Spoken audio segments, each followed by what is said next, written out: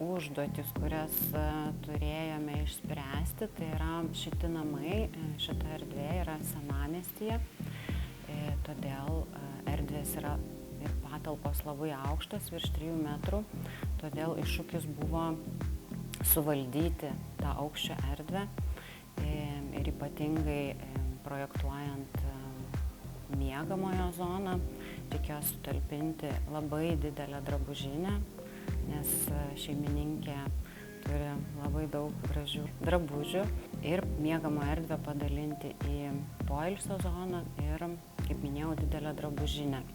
Aukštos lubos labai susiaurino vizualinį aspektą, todėl reikėjo pasistengti ir pasukti galvą, kaip tai įgyvendinti.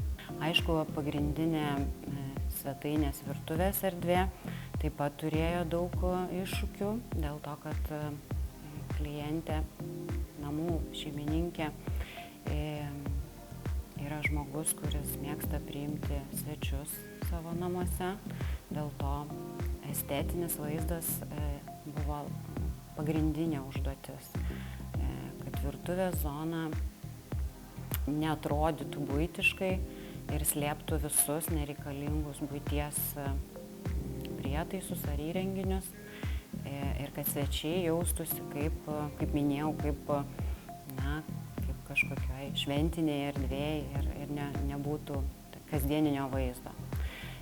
Todėl virtuvė turi specialius mechanizmus elektrinius, kurie uždaro visą erdvę ir bendra erdvė tada patampa labai švaria ir tvarkinga. Balduose naudotos medžiagos yra labai aukštos kokybės, tai yra natūrali ąžuolo fanieruotė, dažyta atvirom porom. Visa furnitūra yra taip pat labai aukštos kokybės ir labai didelio funkcionalumo, daug apšvietimo, kaip jau minėjau. Virtuvė zona turi natūralaus akmens stalviršius, kas baldams suteikia ir solidumo, ir prabangos, ir praktiškumo.